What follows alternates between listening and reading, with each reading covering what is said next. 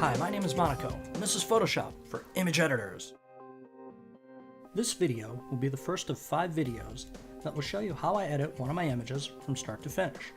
In this video, I'll share an overview of my entire editing workflow, and you'll see everything from raw editing in Lightroom to adding my finishing touches using Photoshop.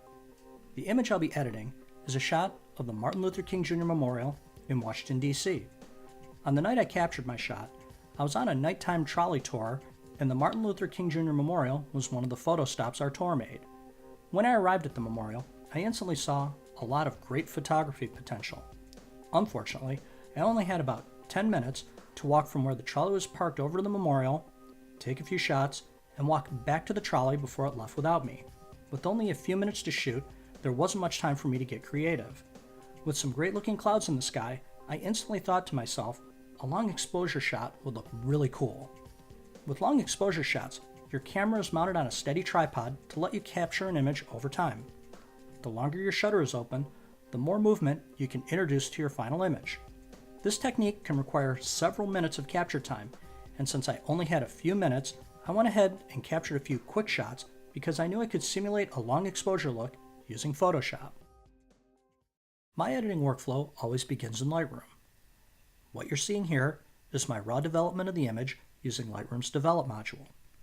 Because I know the image will be going over to Photoshop, I try to keep my time in Lightroom to a minimum. What I will do in Lightroom is apply a lens correction profile, set the white balance, make adjustments to the exposure, reduce any noise in the shot, and I'll also add in some sharpening. Lightroom can do considerably more than I'm doing here, and for some photographers, it's preferable to do as much as possible right here. For advanced image editors, there's considerably more that you can do using Photoshop that can't be easily done in Lightroom. Complicated color correction is just one example of a tricky problem where Photoshop can do a better job faster than what you can do here in Lightroom. With the Lightroom edits complete, I open the image in Photoshop. The first thing I always do in Photoshop is fix any color problems like I see here. Because the color temperature of the sky was different than the color temperature of the statue, I needed to make 2 separate color corrections. By making a selection for the statue, I was able to make a color correction using an adjustment layer that didn't affect the rest of the image. Before I made my color correction, I saved the selection as an alpha channel. That way I'd be able to use it more than once. Saving my selection meant I could quickly and easily make another color correction for the sky. By using adjustment layers, masks, blend modes, layer opacity, and mask density, I was able to blend together the 2 color corrections with the original image for a more convincing looking final image. With the color of the statue in the sky fixed, I next turned my attention to simulating a long exposure shot. The technique I used for simulating a long exposure shot for this image began with the creation of a new merged layer.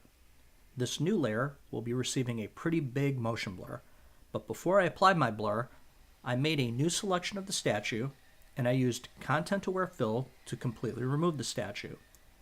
I'll go into more detail about my technique in the 4th video of this series, and I'll also show why it's important to remove the statue before you apply the blur.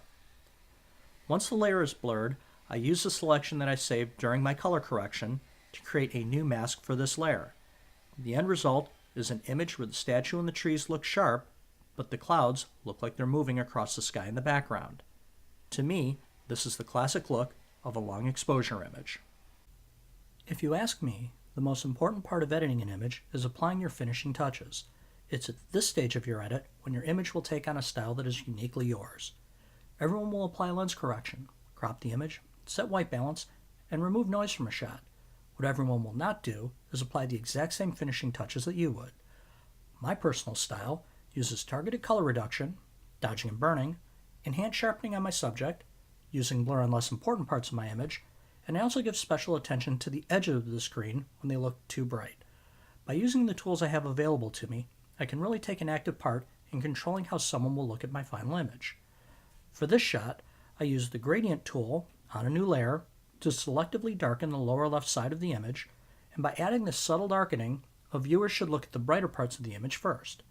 By recognizing which parts of your image are too bright and adding a little darkening where you need it, you can really control how someone will look at one of your images. And that's the entire edit of my Martin Luther King Jr. shot, sped up so you could see the entire edit in right around 5 minutes. Let's take one more look at the starting image.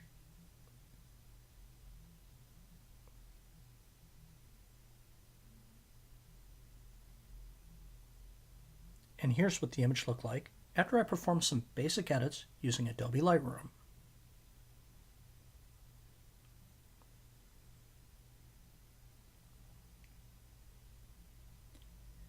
And finally, here's a look at my final image after making some color corrections, simulating a long exposure shot, and adding some finishing touches using Adobe Photoshop.